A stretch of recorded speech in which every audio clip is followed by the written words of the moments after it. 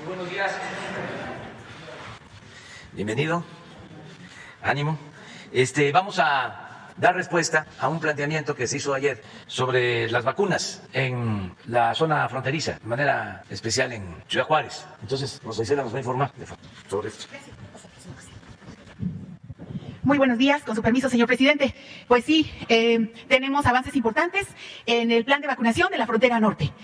Muy buenos días a todas y todos y les queremos decir que la meta es vacunar 45 municipios de la frontera norte. Esa es nuestra meta.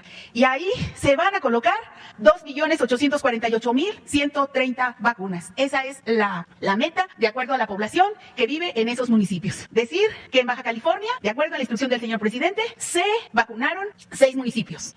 12 municipios de Sonora ya están concluidos. Municipios cubiertos en total 18, actualmente estamos en 8 y nos faltan por atender 19. Entonces, digamos, eso es a grandes rasgos el tema en el mapa. Quiero decir que aquí, de ese total de 2 millones, se llevan al jueves, o sea, hoy, en la mañana, 1.453.577 personas, que representa, pues, el 51% de la población objetivo. Todos los días se está evaluando cuál es el avance, en donde tenemos algún tema y también sobre cuál es la disponibilidad de las vacunas. Entonces, aquí para repasar, entonces, nos faltan 8 de Chihuahua, 8 de Coahuila, 1 de Nuevo León y 10 municipios de Tamaulipas. Adelante, por favor. Decir, nada más para recordar, que de acuerdo a la instrucción del señor presidente, nos mandó a vacunar Janssen de Johnson & Johnson, esta vacuna donada por el gobierno de Estados Unidos, a Baja California.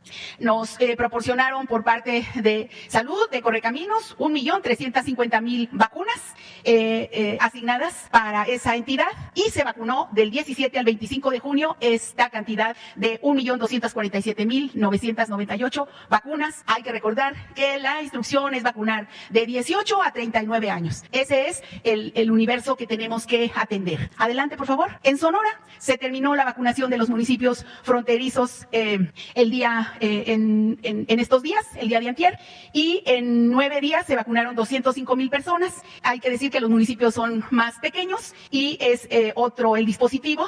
Aquí se tuvo 2 tipos de vacunas, tanto la que nos quedaba de Janssen, la Janssen y también la Pfizer. En el primer caso, en Sonora se pusieron 92.416 y 113.163 de la Pfizer y se vacunaron todos los municipios fronterizos, incluido Pitiquito, que está ahí en esa zona y que fueron pocos, 821 personas, pero que de una vez se terminó de atender esta población. Estuvimos, pues, aquí está la fecha cuando terminamos, el martes 6 de julio, antier, en esta entidad tan importante que es Sonora, pero ya está completamente abatida la frontera. Adelante. En el caso de Chihuahua, se va a vacunar del jueves 8 al sábado 10 de julio, se vacunarán los municipios fronterizos de Ascensión, Coyame del Sotol, Janos, Manuel Benavides y Ojinaga. De hoy, jueves 8 de julio, al sábado 10 de julio, van a estar las brigadas y esta es la población objetivo que se tiene para esos días, en tanto que el sábado 10 y el domingo 11 de julio se aplicará la vacuna en Guadalupe y Praxedis de Guerrero. Es importante el anuncio para Chihuahua, que estén pendientes en estos municipios en este día. Y sí, adelante, para acatar la instrucción del presidente, pues también la Secretaría de Salud y la Cancillería, todos los que participan en la dotación de vacunas, proporcionaron ya las vacunas Pfizer para el municipio, bueno, la ciudad Ciudad de Juárez. Ahí se van a vacunar del lunes 12 al 17 de julio. Se realizará la aplicación de la vacuna en este lugar tan importante. Por lo tanto, se van a instalar ahí 5 centros y 2 macrocentros de vacunación. La meta ahí es aplicar 80,000 vacunas diarias. Muy bueno para que sepan los juarenses que todo el mundo va a tener su vacuna, que esta vacuna es universal y que es un compromiso del señor presidente con esta entidad y sobre todo con esta ciudad fronteriza de Ciudad Juárez. Entonces, ahí tenemos una población objetivo de acuerdo a la edad de 542,000 personas. Esta sería la primera dosis de la vacuna Pfizer. Entonces, para que allá en Ciudad Juárez pues estén listos, preparados para estar pendientes de los centros y macrocentros del lunes 12 al 17 de julio. Esto ya está confirmado y estamos haciendo toda la operación logística porque ¿por qué nos atrasamos unos pocos días? Porque actualmente se está vacunando en Ciudad Juárez de 40 a 49 años, está de ahí en adelante. Entonces, pues decirles que esta vacunación, allá los que nos ven por redes sociales, es muy importante que estén pendientes en dónde quieren ir a vacunarse, pero que todos van a tener su vacuna. Adelante. Pues nos adelantamos al plan, señor presidente, si nos permite. Ya tenemos también las vacunas para Coahuila, porque cumplieron su instrucción también de dotar para la zona fronteriza, que es prioritaria. También las vacunas para Coahuila. Del martes 20 al sábado 24 de julio estaríamos en todos estos municipios con la primera dosis de Pfizer. Entonces estaremos en Acuña, Guerrero, Hidalgo, Jiménez, Nava, Ocampo, Piedras Negras y Zaragoza. Entonces el tema también sería estar avisando en Coahuila de que estén pendientes para esa fecha, que también van a tener la atención personalizada de salud, el IMSS, el ISSSTE, Sedena, Marina, la Secretaría de Seguridad también que está por allá, algunos compañeros apoyando en la vacunación y con los gobiernos de los estados, que también están participando fundamentalmente con la Secretaría de Salud y Bienestar. Muy importante también todos los compañeros servidores públicos de Bienestar. Entonces, adelante, tenemos un municipio de Nuevo León que también es frontera con Estados Unidos y la vacunación también tiene las mismas fechas que el estado de Coahuila, del 20 al 24 de julio, es un municipio, así que acabaremos pronto. Finalmente, aquí también en el plan está atender Tamaulipas. Nosotros estamos esperando aquí la disponibilidad para decir exactamente el día de la vacuna, que también se van a aplicar seguramente, pero no les queremos decir si es el 25, el 26, el 27, no lo tenemos muy claro todavía. Vamos a ver, porque también son muchas más vacunas para ver la logística de estos lugares. O sea, vacunas sí hay, vamos a ver la fecha que les tocaría a Tamaulipas, pero están contemplados todos los municipios: Camargo, Guerrero, Gustavo Díaz Ordaz, Matamoros, Mier, Miguel Alemán, Nuevo Laredo, Reynosa, Río Bravo, Valle Hermoso. En todos los municipios de Tamaulipas también se continuará con el Plan Nacional de Vacunación y se prevé pues concluir este programa en los primeros días de agosto. Estamos pensando que pues aproximadamente en un mes acabaríamos con toda la frontera, señor presidente, de acuerdo a lo que usted nos ha comunicado. Sería todo, señor presidente. Bueno, esta información consideramos que es importante porque de esta forma, cuando se concluya la vacunación en los municipios fronterizos, pues vamos a estar en mejores condiciones para la reapertura completa de la frontera. Ese es el propósito. También informar que ya está iniciando el plan de vacunación en Chiapas, que se había quedado rezagado por falta de organización, y se tomó el acuerdo de que se trasladara a Chiapas Zoé Robledo. Está allá el director del Seguro Social y ya están junto con el gobernador Rutilio Escandón y otras autoridades municipales preparando todo el plan de vacunación. Si en Chiapas no hay problema grave de repunte de contagios, de todas maneras debemos de prevenir, no confiarnos en ningún caso. Está demostrado que sí funciona la vacuna, sí ayuda la vacuna. Ahora que hay estos repuntes en algunos estados, hay contagios sobre todo de jóvenes. Ese es el fenómeno que se está presentando en el país, más contagio de jóvenes. Ellos tienen más resistencia al COVID, pero también, aunque hay más contagio, pues se está reactivando la pandemia en algunos estados. Afortunadamente no tenemos incrementos en fallecidos porque ya se avanzó con la vacunación. Entonces sí ayuda mucho el vacunarnos, sobre todo la gente mayor. Si queda gente que no se vacunó porque lo estaba pensando, porque consideraba de que no era necesario, o por algún temor a alguna reacción, yo les recomendaría que lo pensaran y que se vacunen, que sí funciona la vacuna, sí ayuda mucho, sí protege. Entonces, ese es el llamado. Y nos da mucho gusto y le vamos a dar la palabra a Miguel Reyes Razo, que está aquí de regreso. Señor presidente, muy buenos días a todos los compañeros y a todos los que siguen la transmisión de esta mañanera. Señor presidente, usted al principio llamó a esta pandemia una crisis sanitaria, pero fue tal su virulencia, ha sido tal su magnitud, que llegó a decir que es una guerra, un combate, está con su gobierno, con los mexicanos al lado, combatiendo a la pandemia. Tenemos cifras de fallecidos, lamentablemente, y tenemos cifras de contagiados y de presuntos, etcétera. Pero, señor, esta pandemia ha dejado a muchos niños huérfanos de padre, de madre, o de padre y madre, o de abuelos, inclusive, que también se ha recurrido a los abuelos como parte esencial de la familia. ¿Qué más? Que tenemos un censo de esos niños cuyo futuro queda en el aire, al garete, incierto. ¿Qué va a ser de su futuro, su escuela? ¿Cuántos jóvenes también han desertado? Y eso significará un atraso para el país, quizá durante mucho tiempo. Los efectos que a futuro y en presente tenemos suficientes hospicios para niños hospicianos, incluseros en otros países, para medir los efectos que sobre el futuro del país y el futuro de esa niñez tan numerosa. ¿Tiene alguna previsión su gobierno, señor presidente? Gracias por su respuesta. Sí, tenemos, Miguel, un programa de apoyo a familiares de víctimas de COVID. Es un programa que maneja el DIF. Se da atención a familiares de las víctimas, se les ayuda, incluso en un apoyo económico. Pronto vamos a tener el informe de cuántos han sido beneficiados, cuántos familiares con este programa, con esta ayuda. Y también lo que sostienes, el DIF está pendiente del cuidado de niños huérfanos, de quienes no tienen, quien los atienda, quien los cuide. El DIF está trabajando en esto. Es importante tomar en cuenta que por las características de nuestras familias, porque siempre hablo de eso, la importancia de la familia, que es una institución social, es la institución de seguridad social más importante de México, la familia. Entonces hay en la familia mexicana mucha fraternidad. Entonces son los familiares los que se están haciendo cargo de estas situaciones tan lamentables en el mayor número de los casos. Cuando se requiere, porque no hay opciones, no hay alternativas, no hay familia, entonces se está ayudando. Con el DIF es la ayuda del Estado y es nuestra responsabilidad. En cuanto a las deserciones en lo educativo, todavía no se termina de evaluar para saber los daños causados por la pandemia. Desde luego, hay atrasos en materia de educación y pues también afectó mucho en lo emocional, está afectando todavía. De ahí que si hay más contagio de jóvenes es porque hay un relajamiento de la disciplina, porque durante mucho tiempo estuvieron encerrados. Ahora están reuniéndose más con amigos. De ahí viene lo de los contagios recientes. Hay que seguirse cuidando, aun cuando ellos tienen más defensas.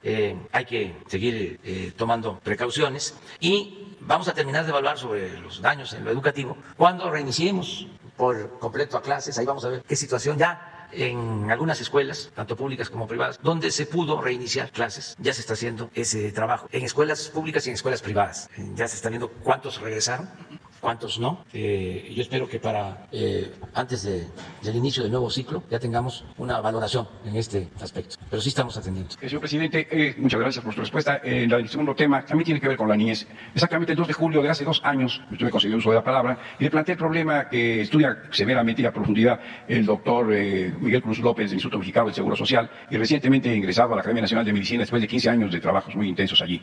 El problema de la obesidad infantil. Este encierro al que usted hace mención trae como consecuencia un aumento de la obesidad porque el niño comía allí encerrado en cuanto podía o fue más sedentario y se acarrea un nuevo problema sobre la obesidad. Y la obesidad que también alcanza a los adultos que toda la vida han disfrutado refrescos o golosinas o la glotonería o el apetito, en fin, y tienen un sobrepeso extraordinario y dicen al médico, cúreme de golpe y porrazo cuando llevan años deteriorando su salud. ¿Qué tal una campaña en torno de proteger la salud, responsabilizar a cada ciudadano, a cada mexicano de su propia salud, de un cuidado estricto mínimo, pero también la pandemia nos ha arrojado más gorditos, gorditas o obesos, gordos, obesos, con esta enfermedad? Y decía usted hace 2 años, justamente a propósito de estos trabajos de Miguel Cruz López, médico de Oaxaca, de Nochistlán, hijo de padres campesinos, la mamá tiene 90 años y todavía pelea en su tierra y hay tiroteos a veces por la posesión de la tierra. Bueno, pues Miguel Cruz López observa que esos niños son cardiópatas, obesos, hipertensos y son un grave riesgo para un futuro también costosísimo para la medicina nacional. ¿Qué hacer? Fue cuando usted anunció que iba a recorrer todos los puntos y darse cuenta cómo estaba el sistema de salud y hospitalario desde la CONASUPO y el sistema IMSS rural. Gracias, señor presidente. Sí, antes de la pandemia recorrimos los 80 hospitales del IMSS Bienestar y en todos ellos hay un programa de atención a jóvenes. Recuerdo que son 4 acciones: no a los embarazos no deseados, no a la violencia, no a las drogas y no al consumo de productos chatarra. Esto está en los 80 hospitales y se lleva a cabo un plan con ese propósito. Se elaboró un libro especial para educación en materia de alimentación, de nutrición. También una historieta que ayudó a elaborar sin cobrar nada el Fisgón y se distribuyó casa por casa millones de ejemplares. ¿Cuántos? 10 millones de ejemplares en viviendas. Y vamos a continuar con la campaña de orientación para una buena alimentación, una buena nutrición. Es importantísimo lo que planteas. En el caso de la pandemia, pues tiene ese doble efecto. Primero, que quien tiene una enfermedad crónica o tiene obesidad es más susceptible a enfermarse y a ser víctima del COVID. Eso está demostrado. Resiste menos de una persona con una enfermedad crónica o con obesidad. Eso ya está demostrado. Pero además, por el encierro, por la protección, no hubo alimentación adecuada o hubo alimentación de más, no la mejor alimentación, no hubo ejercicio y aumentó la obesidad en niños, en jóvenes. Entonces tenemos que seguir informando, orientando sobre esta materia de educación para la salud, que es muy importante. La alimentación y el ejercicio, cuidarnos. Ahora está la final del fútbol europeo, van a la final Inglaterra e Italia, y lamenté de que eliminaran a Portugal porque me gustó mucho lo que hizo este gran futbolista Cristiano Ronaldo. ¿No tendrás por ahí el video? Porque una imagen así ayuda más que muchos tomos sobre nutrición. Además, lo sentí espontáneo. A ver si se encuentra. Jóvenes, ¿a quién le van? ¿A Inglaterra o a Italia? Bueno, pero miren lo que vamos a ver ahora.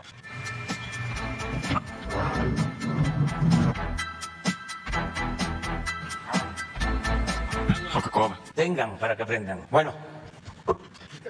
Buenos días, señor presidente. Meme Yamel, de México News y sin censura. En un primer punto, presidente, desde el año pasado, desde noviembre del año pasado, hemos insistido mucho con el tema de los presos que no tienen sentencia. Sobre este tema, primero quisiera preguntarle si ya tuvo alguna respuesta del Consejo de la Judicatura Federal a la carta que mandó para que resolvieran estos casos de presos que no tienen sentencia, que son muchos, y bueno, es una de las tantas injusticias que heredó esta administración.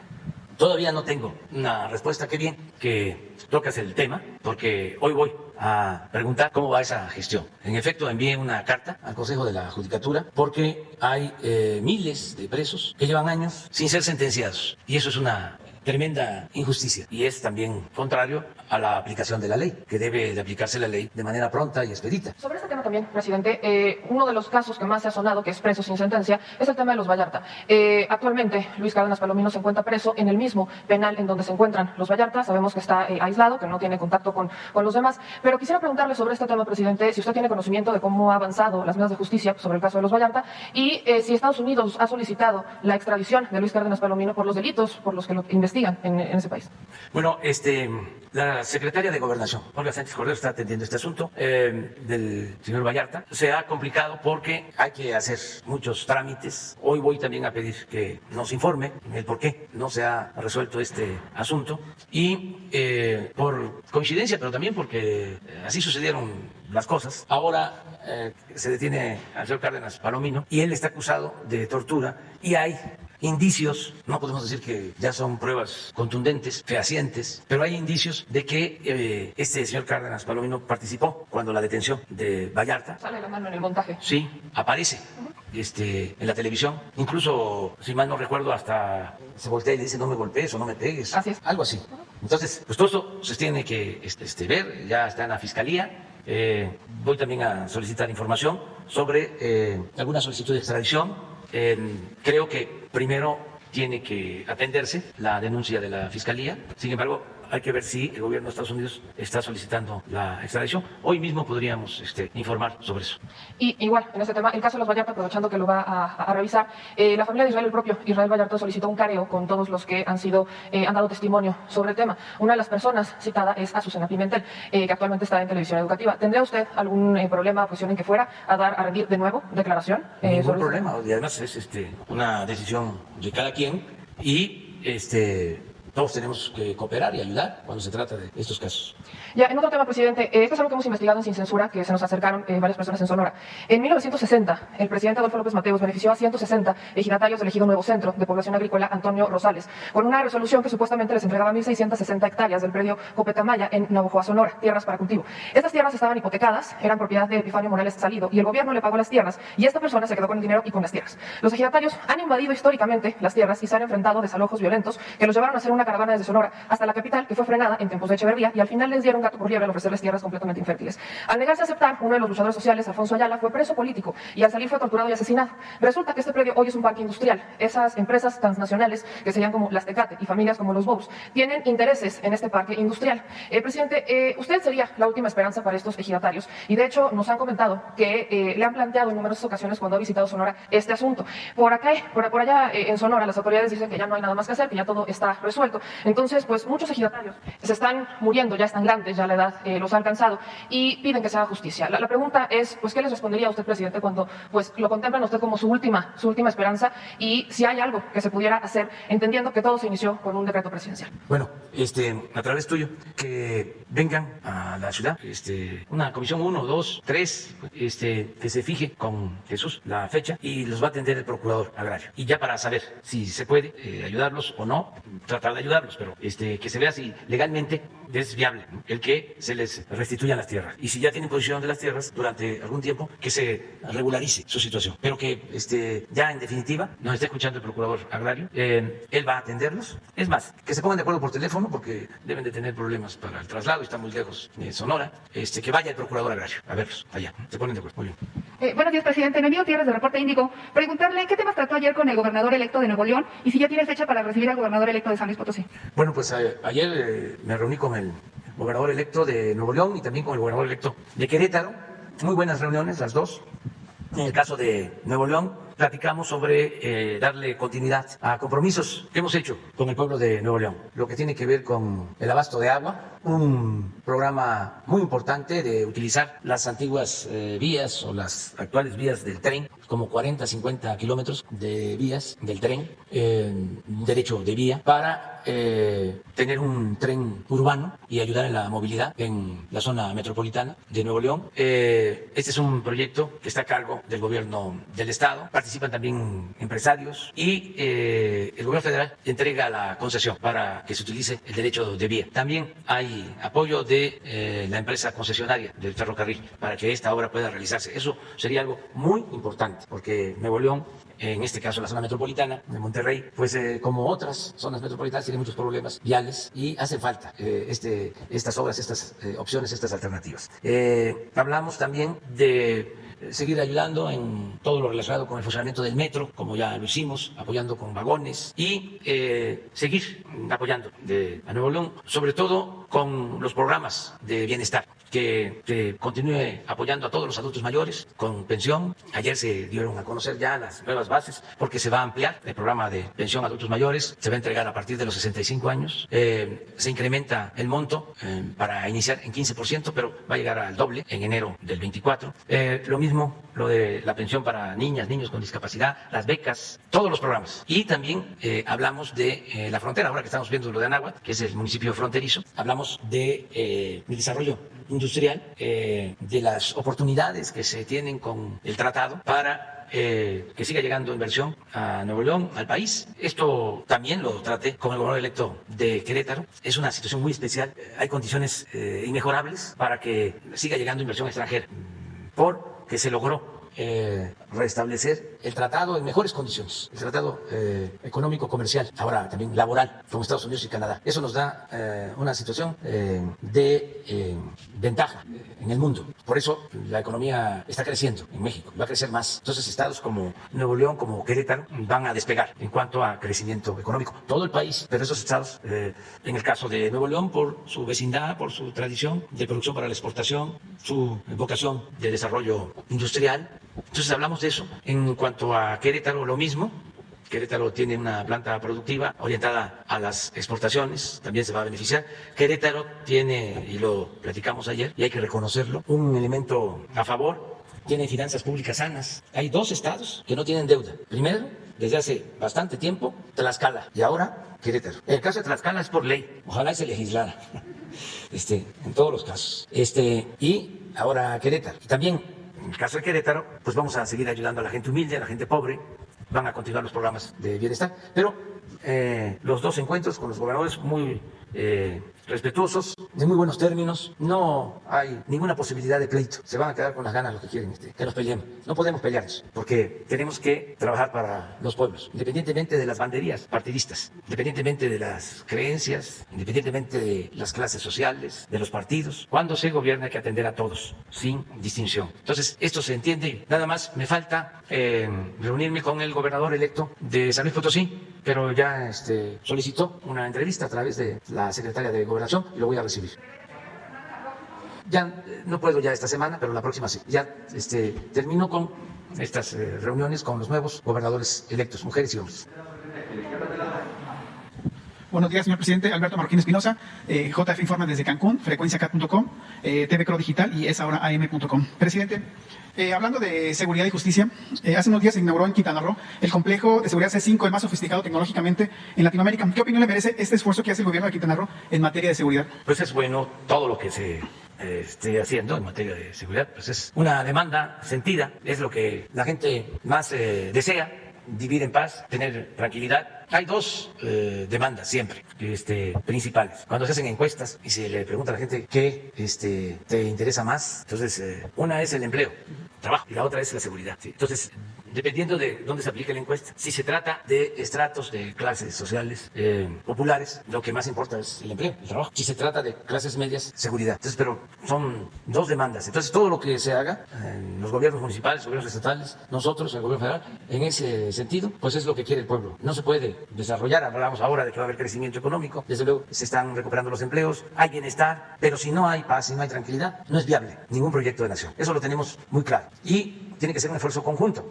que cuando nos dicen están aumentando los homicidios, que hay ese debate, ¿no? Que yo sostengo que no es así, de que no hemos podido bajarlos, pero no han aumentado.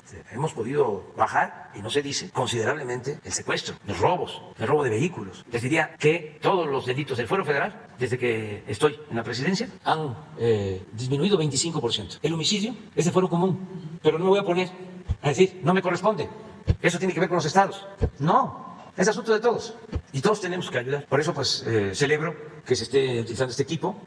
Ayudan mucho las cámaras, está aprobado. En el caso de Hidalgo, en Pachuca, se instaló un sistema, el gobernador Fayad, de cámaras y hay resultados. Se logra saber quiénes actúan en ilícitos. Es tecnología aquí en la ciudad, lo mismo. Desde que estuve de jefe de gobierno, instalamos cámaras y se han seguido instalando cámaras y gracias a eso se pueden evitar delitos y también detener a responsables. Entonces, todo lo que se haga en materia de tecnología ayuda mucho. Presidente, ahorita hablando del gobernador electo de Querétaro, Mauricio Curi, también le tocó el tema de seguridad en Querétaro, sobre todo con los estados fronterizos de Querétaro. Tenemos un estado como Guanajuato, es un estado fallido de Diego Sinue. ¿Qué opinión le merece en ese aspecto? ¿Cómo es parte de la seguridad o parte de una estrategia blindar a Querétaro de los estados vecinos? Pues tratamos el tema, porque sí es un asunto interesante, porque son vecinos y es distinta la situación de Querétaro en materia de seguridad con la de Guanajuato. Si quieren lo vemos ahora, a ver, ayer. Sí, tenemos a 15 kilómetros a paseo, sí, Guanajuato. Sí. Entonces sí es interesante, a ver si lo vemos. No sé cómo usted haya estado en Querétaro, pero no aparece en los reportes diarios, no aparece con mucha incidencia delictiva y con homicidio distinto al caso de Guanajuato. Claro. Mire, esto fue ayer, 83 homicidios. Guanajuato, 11, 13% del total nacional. ¿Dónde está Querétaro?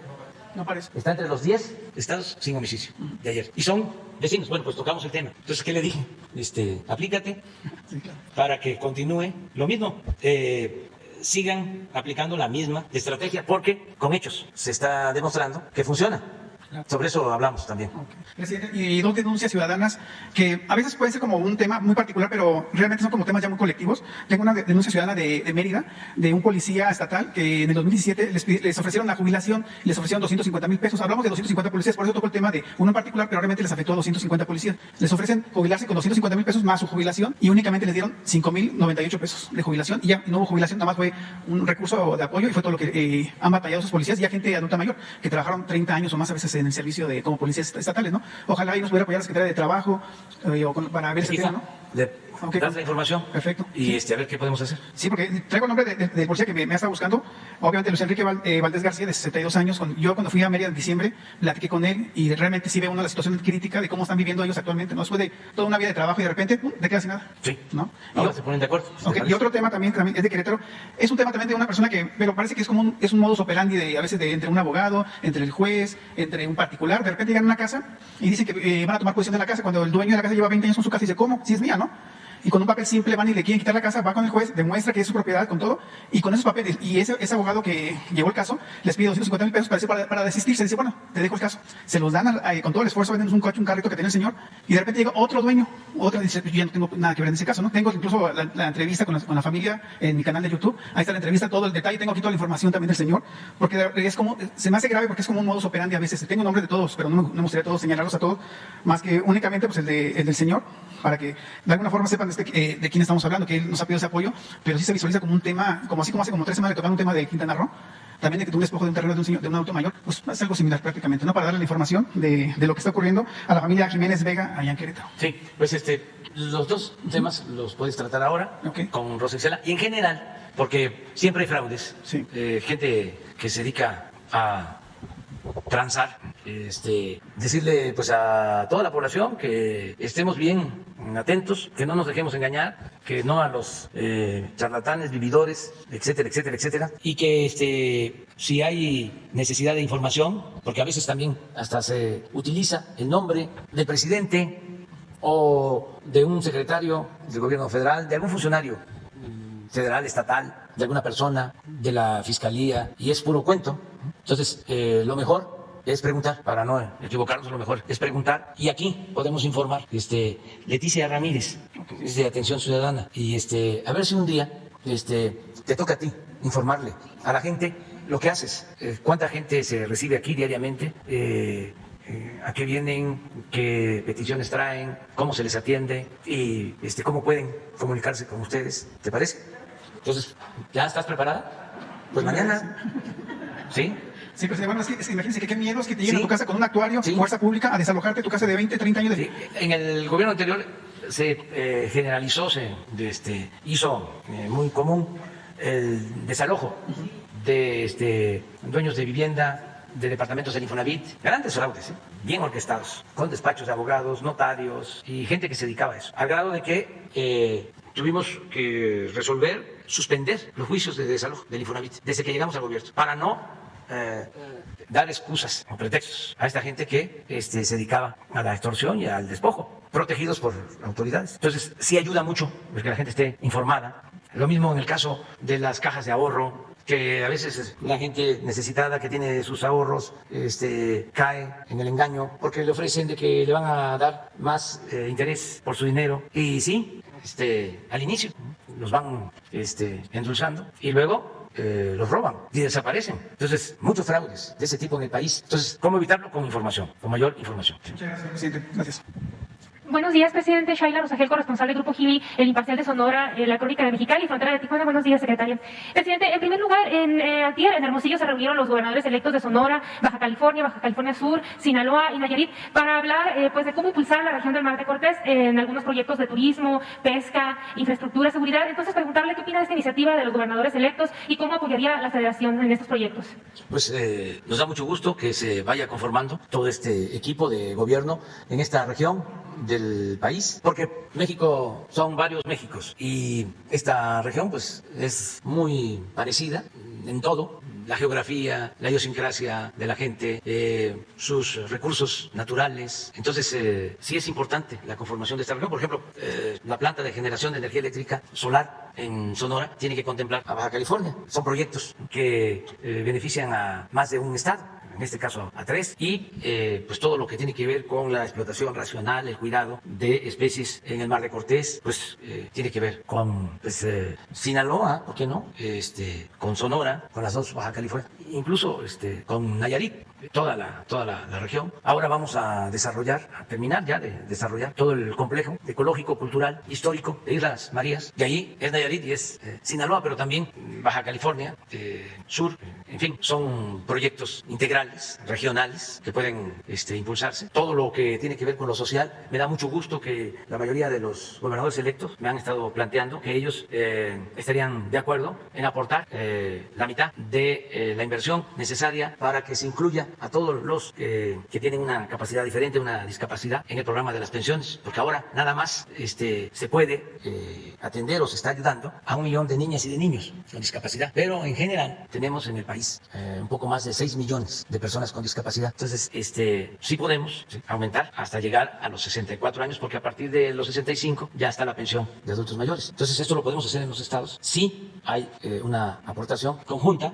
del gobierno del estado con el gobierno federal. Nosotros estamos de acuerdo en esto. Y así y muchas otras cosas. Por ejemplo, en el caso de Sinaloa, me planteó el gobernador electo, el maestro Rocha, y esto puede aplicar en otros estados costeros, de que ellos quieren aportar una cantidad adicional para que reciban más los pescadores. Les estamos ayudando de manera directa. Se les entrega un apoyo directo, sin intermediarios. Y en el caso de Sinaloa hay el compromiso del gobernador de aumentar, o sea, con recursos estatales para que tengan más los pescadores. Y así, pues, ir sumando esfuerzos, voluntades, recursos, y siempre van a contar con nosotros. Presidente, entonces los apoyos de la Federación para estos proyectos concretos para el Mar de Cortés serían 50 y 50, ¿no? No, ya tenemos programas nuestros, ¿no? Que van a continuar. Por ejemplo, el de adultos mayores ya es universal y eso es inversión de la Federación. Este año son como 130,000 millones de pesos, pero ya el año que viene van a ser como 250,000, porque va a ir aumentando, y va a llegar a ser en el 24 como 350,000 millones para garantizar la pensión a todos los adultos mayores. Pero es algo muy interesante, porque como va a aumentar al doble, y así lo pensamos, ¿no? Si se trata de una pareja de esposos, son 2 pensiones, ya garantizamos cuando menos la comida de los 2, con lo que van a recibir. Pero esto es para todos los adultos mayores de 65 años. Entonces, eso es de la Federación, es un programa federal. Pero hay otros, como que estamos hablando de la pensión para niñas, niños con discapacidad, que no es universal. O sea, se le da a las niñas, a los niños, pero si hay una persona de 30, 35 años con discapacidad, no, tiene este apoyo. Entonces, ahí es donde entraría este programa, esta ampliación. Aporta la Federación la mitad, el Estado la mitad, y entonces sí podemos cubrir ya a todos. Para cerrar esta pregunta, nada más precisar entonces en los proyectos de desarrollo, por ejemplo, de infraestructura, de seguridad, ahí cómo apoyaría la Federación para esta región del Mar de Cortés. Sí, todo lo que tiene que ver con las instalaciones de Guardia Nacional, elementos, ya estamos casi igual de número de elementos que los policías estatales. O sea que la Guardia Nacional ya tiene casi el mismo número de elementos que tienen los estados, las policías estatales. Y va a seguir creciendo la Guardia Nacional en instalaciones y en elementos. Y esto es pues en todo el país y en esa región. Gracias, presidente. Segunda y última pregunta. Antier, el canciller Marcelo Ebrard dijo que aún no hay una respuesta de Estados Unidos para la reapertura fronteriza. Al menos pues él insiste en Tijuana y San Diego, pues donde ya se logró la vacunación, ya no hay razones para mantenerla cerrada. Y bueno, él comenta que las pérdidas han sido muy grandes en esta región. Preguntarle, presidente, si usted tiene el dato, si le ha comentado usted cuánto ascienden las pérdidas para ambos lados de la frontera, y qué opina de esta tardanza de Estados Unidos para responder a la propuesta que ha hecho México. Y preguntarle también si este repunte de casos de contagios que hay en el país, por ejemplo en Sonora ha habido un repunte de contagios, si esto podría imposibilitar pues que al menos se revisen las entradas no esenciales, como ha propuesto el canciller, si podría ser un impedimento. No, porque se está avanzando en la vacunación. Por ejemplo, ya Baja California está igual que California. Incluso se está buscando la comunicación, yo creo que ya lo hizo el canciller, el secretario Marcelo Ebrard, con el gobernador de California. Y ya respondió también la autoridad de San Diego favorablemente para la apertura de la frontera. Pero desde luego es un asunto que corresponde también al gobierno federal en Estados Unidos y se está ya viendo este tema. Pero el mismo porcentaje de vacunados que hay del otro lado de la frontera en California ya se tiene vacunados, el mismo porcentaje en Baja California, o sea, del lado mexicano, incluso ya hasta Sonora. Entonces ya se puede. En el caso de Baja California, ya con la dosis requerida, necesaria, ya se terminó. En el caso de Sonora, hay una parte que tiene todavía que recibir una segunda dosis porque se aplicó la vacuna Pfizer. Pero pues ya se puede. Y ya la Secretaría de Relaciones está haciendo este trabajo. Y hay buenas relaciones, porque también conviene a California y a toda la zona fronteriza del lado estadounidense, porque se cayó mucho el comercio con la pandemia. En San Diego se afectó muchísimo. Había una relación continua y se afectó con la pandemia. Entonces, yo estoy seguro de que los empresarios de la zona fronteriza de Estados Unidos y las autoridades van a buscar que lo más pronto posible se abra por completo la frontera. Sí, el canciller podría hablarnos ya con datos de cuántos son las pérdidas para ambos lados durante todo este año que ha estado cerrada la frontera. Y también para preguntarle ahorita que dijo que contestó ya la autoridad de San Diego, ¿qué fue lo que contestó? ¿En cuánto tiempo se podría reabrir al menos en esta región? Lo hizo cuando yo estaba por allá. Yo hice el planteamiento en una gira hace poco en Tijuana y él respondió de que estaba totalmente de acuerdo y que ayudaba para que se buscara la reapertura completa de la frontera. Fue hace 10 días aproximadamente. 10 o 15 días, sí, de acuerdo. Gracias. Gracias, presidente. Ernesto Ledesma de Rompimiento TV. Secretaria, buenos días también. Presidente, ayer fue la conferencia de prensa que dio la Comisión Nacional de Búsqueda y el subsecretario Alejandro Encinas sobre el tema de la desaparición de personas. Hice algunos cuestionamientos a ambos. Uno sobre algo que le había planteado aquí, que es la ley orgánica de la Fiscalía General de la República, que finalmente se publicó el 20 de mayo pasado. Cuando le abordé sobre la controversia, que pues ustedes no quisieron meterla, pero la Comisión Nacional de Derechos Humanos lo hizo. Sin embargo, tanto el subsecretario Alejandro Encinas como la comisionada nacional de búsqueda, Carla Quintana, pues manifiestan su inconformidad porque han solicitado que se les entregue o se haga pública el contenido de la controversia y por alguna razón que pues nadie entiende ni ellos, la Comisión Nacional de Derechos Humanos no la entrega ni al subsecretario Alejandro Encinas ni a la titular de la Comisión Nacional de Búsqueda. Y quisiera saber si fuera posible que a través de su conducto se pueda solicitar que se entregue y que se haga pública el contenido de la controversia, porque es algo muy importante para todos los colectivos de madres de búsqueda, para las comisiones estatales y para estas secretarías que usted dirige. Sí, yo creo que no habría ningún problema. Seguramente la presidenta de la Comisión Nacional de Derechos Humanos nos va a atender y pueden ellos dar a conocer este documento. Creo que no hay ninguna no hay restricción para hacerlo. Entonces, no creo que haya problema y ojalá y se entregue. Nosotros lo veríamos bien, porque en efecto no hay que ocultar nada. O sea, usted le pediría a la presidenta de la Comisión Nacional de Derechos Humanos que le entregue y la haga pública. Respetuosamente. Sí. Si no tiene ningún impedimento legal, no lo hay. Pues entonces que se haga público, sin problema. Gracias, presidente. Sobre ese mismo tema, esta parte que yo le comentaba la vez pasada, de poderle dar facultades a la Comisión Nacional de Búsqueda y a la Subsecretaría de Derechos Humanos. Hice la pregunta puntual a ambos funcionarios para que nos dijeran qué necesitan para poder dar mejores resultados, porque pues en lo que toca a las búsquedas y a la investigación por parte de la Fiscalía, pues no se ha dado. Entonces, si ya está esa ley orgánica publicada y ya perdimos ahí a la Fiscalía General de la República en materia de investigación, el subsecretario Alejandro Encinas y la titular Carla Quintana respondieron lo siguiente. La reforma que nos hace falta es, sin lugar a dudas, fortalecer las acciones no solamente de la Comisión Nacional, de las comisiones locales, sino del sistema nacional en materia forense.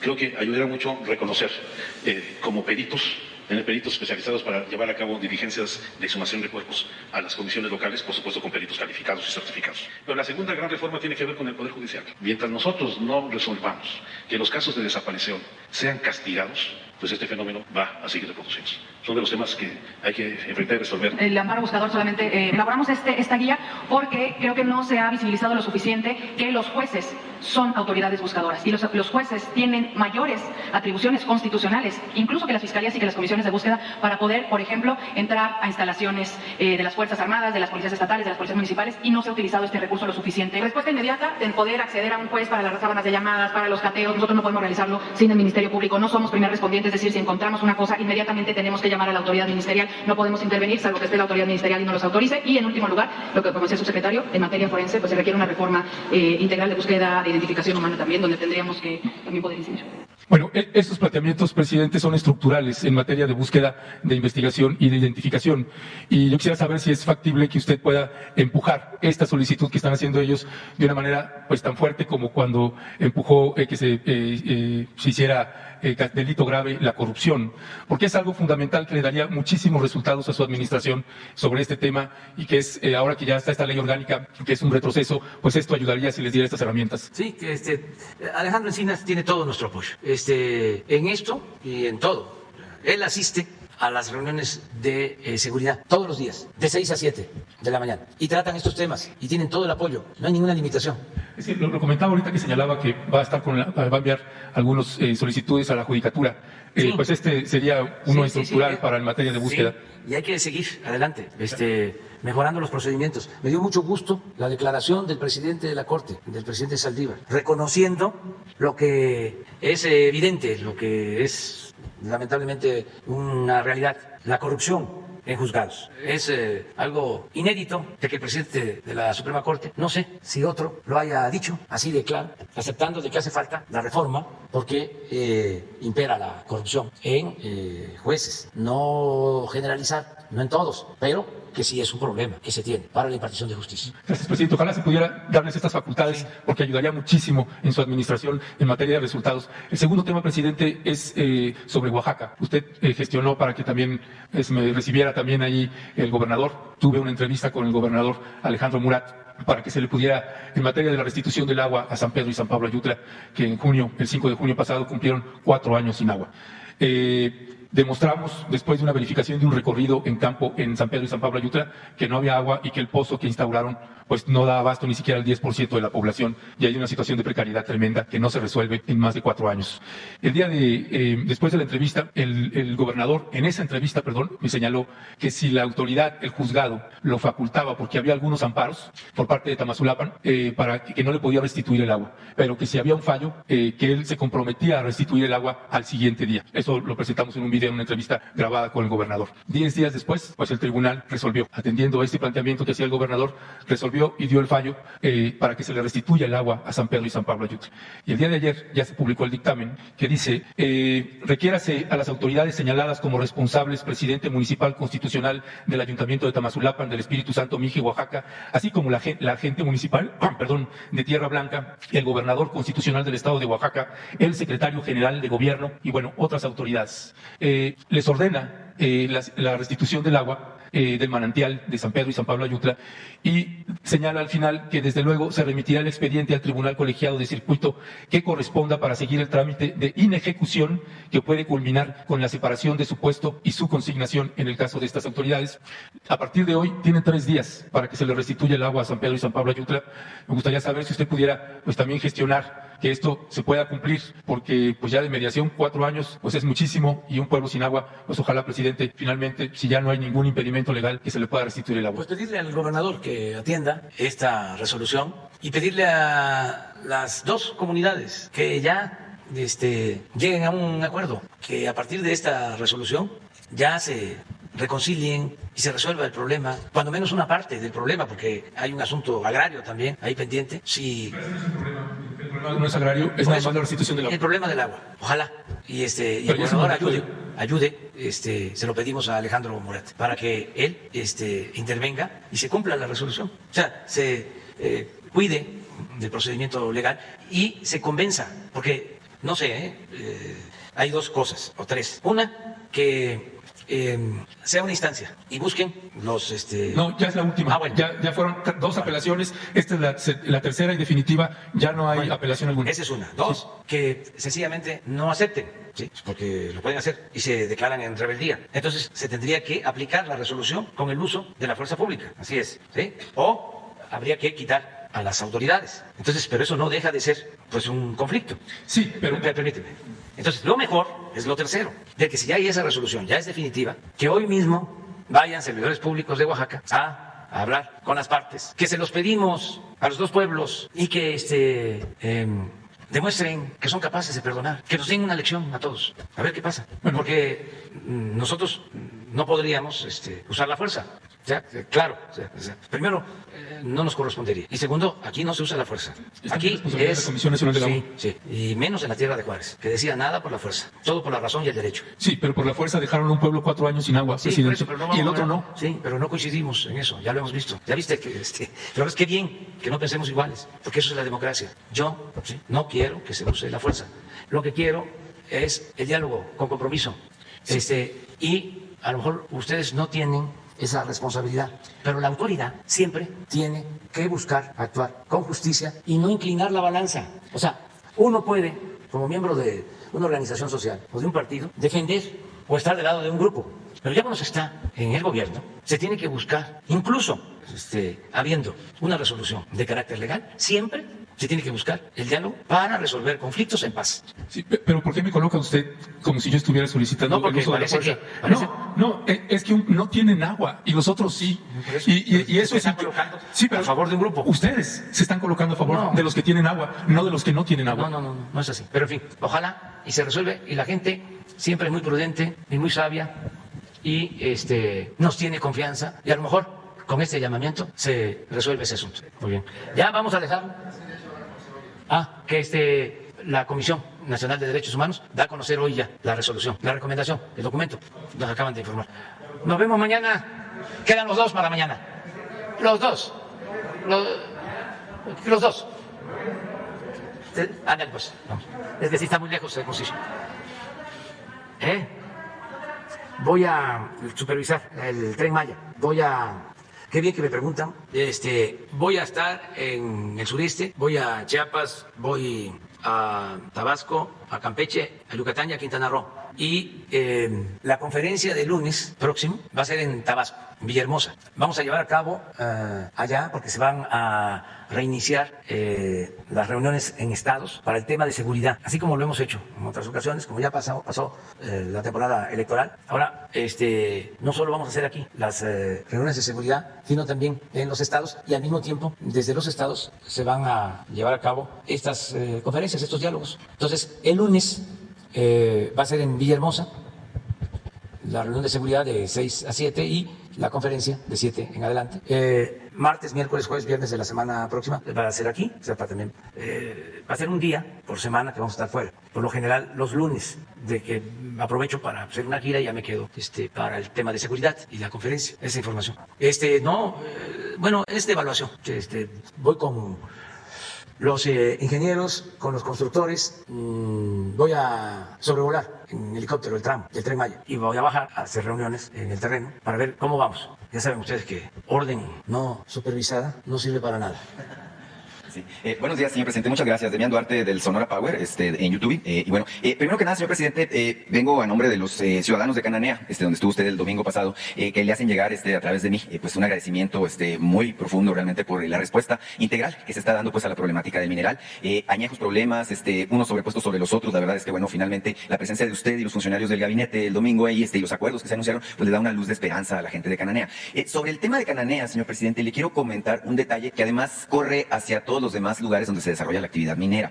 En este momento, la mina de Cananea, Buenavista del Cobre, que es propiedad, como usted sabe, de Grupo México, está en el proceso de revisión de su contrato colectivo de trabajo. Un asunto muy importante. Hay 2.200 trabajadores mineros en activo. Esa es la problemática actual, la laboral. Y bueno, ellos han estado en una mesa de negociación discutiendo con Grupo México un tema que es muy delicado. Usted sabe que hubo recientemente una serie de reformas, en particular la ley del trabajo y otras, con el objetivo de regular el outsourcing. Sin embargo, dentro de las letras chiquitas de estas reformas, entró una cláusula que tiene que ver con el reparto de utilidades. Mire, el asunto es que quizás la gran mayor parte de los trabajadores del país no tienen estos niveles en términos de lo que es el reparto de utilidades. Sin embargo, los trabajadores mineros sí. En mayo pasado, los trabajadores de Cananea recibieron en promedio 400,000 pesos de utilidades. Ellos tienen un sueldo promedio de 17,000 pesos mensuales. Es decir, las utilidades que recibieron equivalen el equivalente a 2 años de sueldo. Es un tema muy importante para ellos. La expectativa que se tiene por los precios de los metales es que las utilidades de cara al reparto de mayo del 2022, es decir, las referentes a este año, pudieran escalar hasta los 600,000 pesos. Esto si se considerara pues la cláusula que dice en la Constitución que tienen derecho al 10% de las utilidades de la empresa.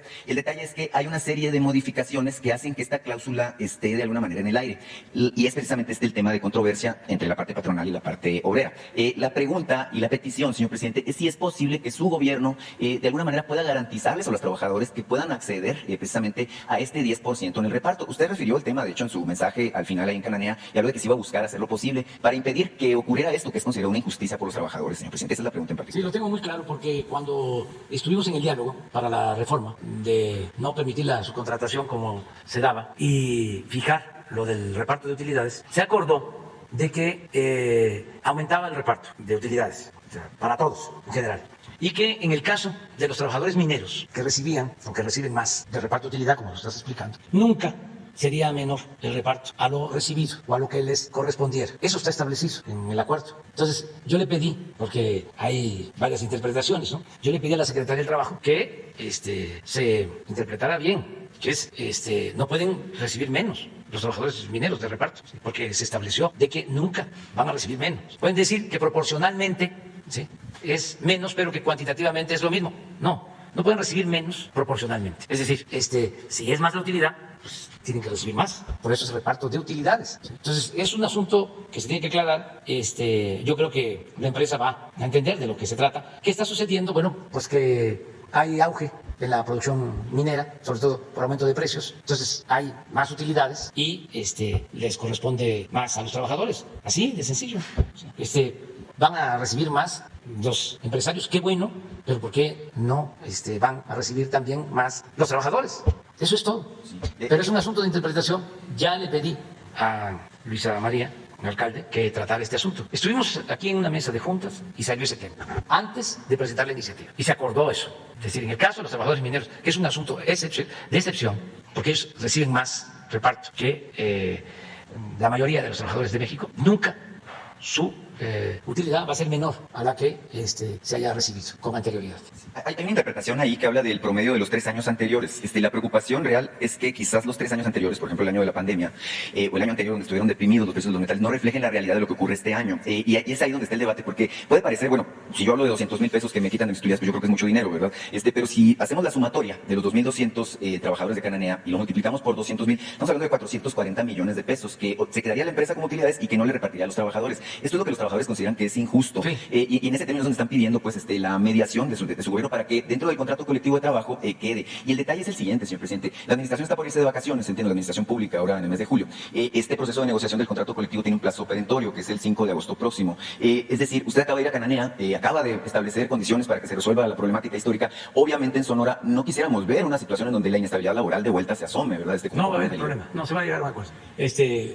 Yo creo que Luisa María ya va a tener una respuesta. Y a lo mejor mañana ya informamos sobre esto. Le pedimos que venga, aunque no estés tú, pero que ella dé un informe, si te parece. Vamos a estar muy atentos. Señor presidente, un comentario y una felicitación a título personal. El tema del gas que anunció ayer, gas bienestar, es un tema que desde diciembre pasado hemos estado tratando aquí en la mañanera, en donde, bueno, finalmente dimos con el hecho de que este es el factor que ha estado impulsando los precios al alza, la inflación, ¿verdad? Hoy el INEGI reporta el 5.88% de inflación derivado precisamente de la presión que tiene con los precios del gas. Mucho de mi público, de mi canal en YouTube, lo han estado felicitando, creen que es la solución, tanto lo de la creación de la empresa como el fijar precios máximos. Sé que es un poco más complicado por el entramado jurídico que se requiere para fijar el precio tope. Sin embargo, bueno, la pregunta es, ya anunció usted que van a empezar aquí en la Ciudad de México. La pregunta en específico es, ¿qué va a pasar con el resto del país? En Hermosillo somos víctimas de la misma práctica de oligopolio que se ha detectado aquí en la Ciudad de México. Tengo entendido que también en Quintana Roo sufren de este problema y seguramente es multiplicado por los 32 estados del país. Ahora, también hay otra pregunta. Usted habló de cilindros. Los que tenemos, porque me incluyo por ahí, tanques estacionarios, ¿qué podemos esperar? Es decir, ¿qué alcances va a tener la compañía Gas Bienestar, que usted acaba de anunciar? ¿Cuánto se va a invertir en ella? Es un tema muy importante porque la primera pregunta que salió es de dónde va a salir el dinero, entre otros factores. Para mí me parece una medida realmente muy bien meditada, que va a final de cuentas romper el oligopolio que se ha establecido sobre el control de este combustible tan importante. Sí, vamos a tener ya pronto el proyecto y lo vamos a dar a conocer. Tenemos ya un plazo, 3 meses, para que empecemos a distribuir el gas aquí en la ciudad.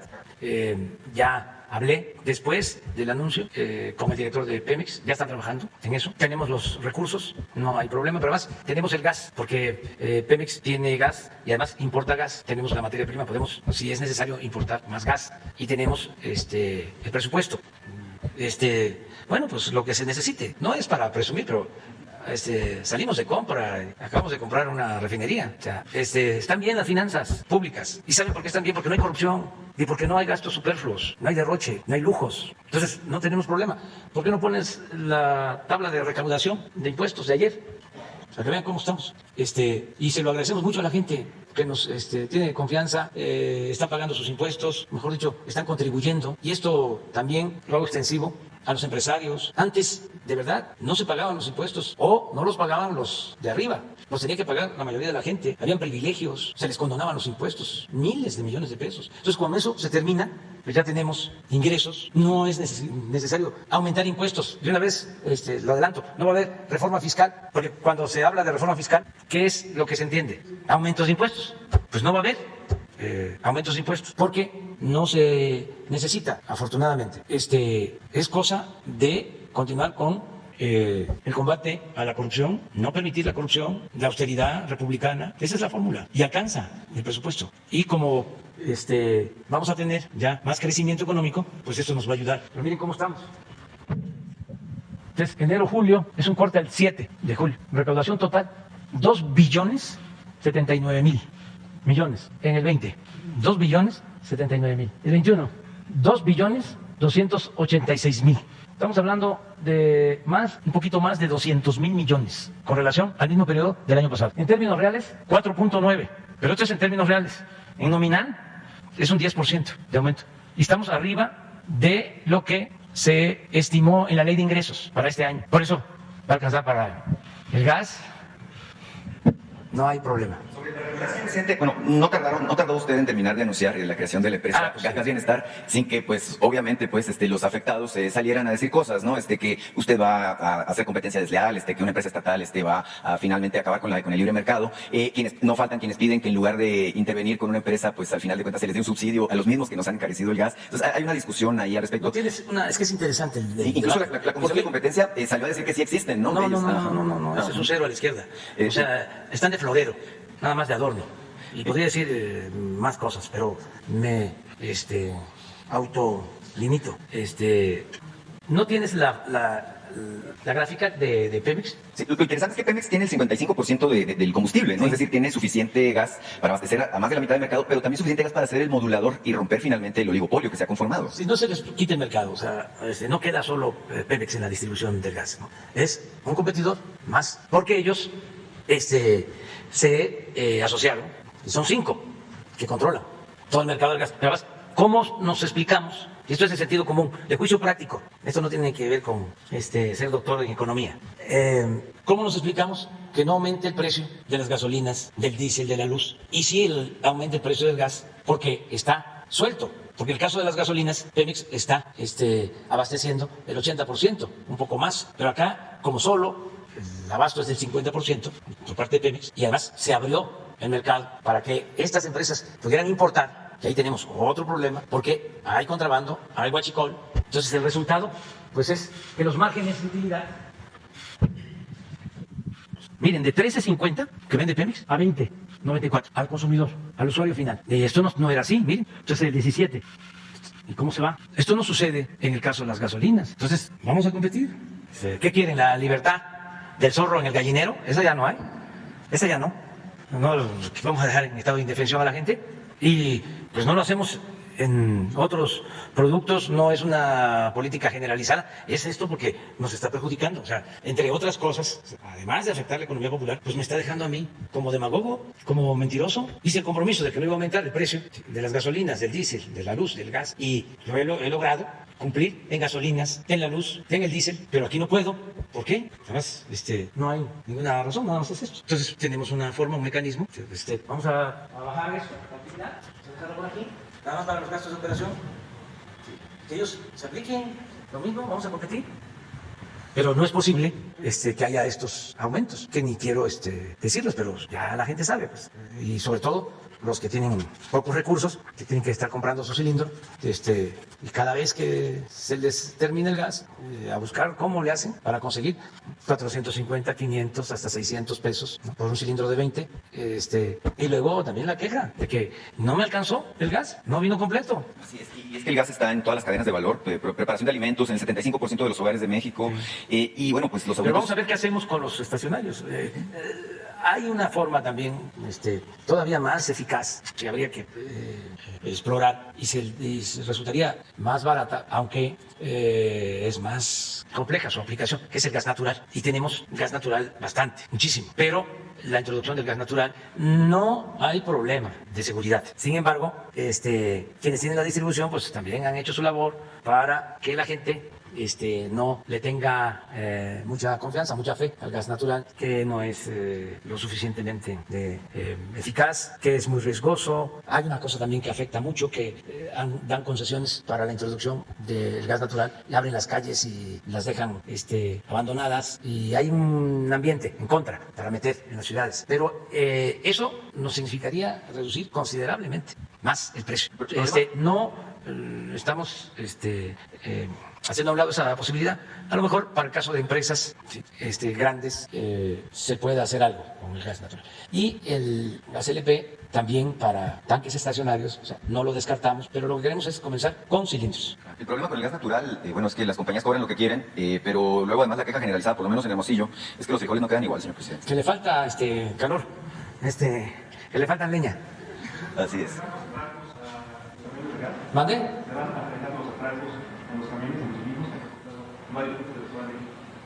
Sí, es que son varias medidas. Una es fijar un precio máximo, pero no ayudaría mucho, porque no cumplirían y no vamos a tener miles de inspectores para eso.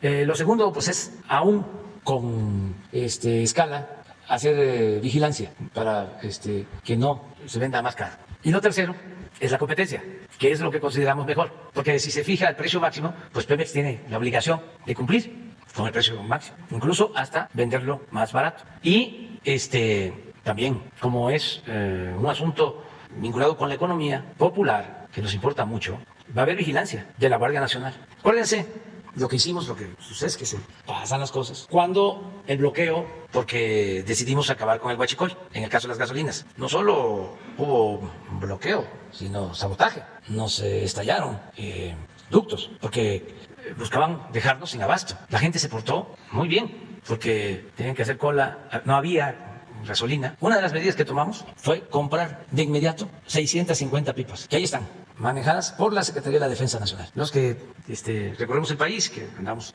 por las carreteras, vemos cómo se mueven estas pipas. Va adelante una patrulla del ejército, atrás otra, y van 20, 30 pipas a cargar a Tuxpan, a cargar a Salina Cruz para distribuir combustible. Y no hemos tenido ningún problema. Y esto nos ayudó muchísimo. Y se redujo el huachicol de 80,000 barriles que se robaban diarios a 4,000 que se roban todavía. Ahí andamos. Pero fue una decisión que se tomó para eso, para que no nos falte, en ese caso, las gasolinas, que no faltarán las gasolinas, y en este caso es que no falte el gas, no va a faltar.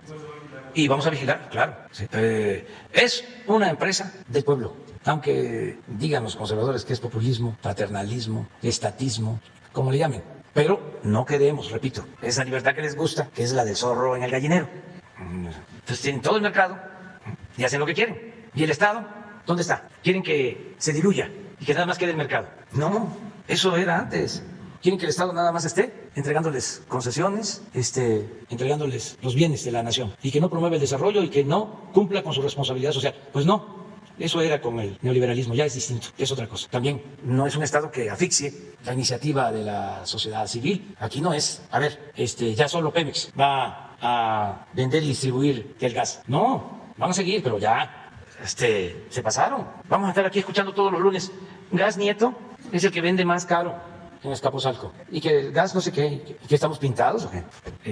Muchísimo tiempo. Ustedes se han portado muy bien porque era para que nos estuviesen cuestionando del diario o cada semana. Oigan, mire el gas. Y entendiendo de que son problemas complejos, han actuado ustedes con mucha responsabilidad, pero pues todo tiene su límite, ¿no? Por eso vamos con el gas y pedirle a las autoridades que nos ayuden, a las autoridades estatales, a las autoridades municipales aquí, a los alcaldes, mujeres, hombres, que nos ayuden, porque pues esto es importante para ayudar a la gente, para que no se merme, que no se disminuya el de por sí poco ingreso que tiene la familia. Estos son de los gastos que más se sienten en las familias pobres. El que más se siente de todos es el transporte, el pago de pasaje, porque aunque la comida es básica, cuando no alcanza hay reducción en la cantidad de comida o se compra lo más barato, ¿no? Pero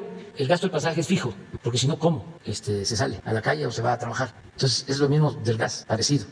Sí, son gastos que tienen una repercusión. Entonces, por eso vamos a tomar esa decisión. Y cuando tengamos ya el proyecto, aquí lo vemos y lo vamos a dar a conocer. Nos vemos. Gracias, presidente.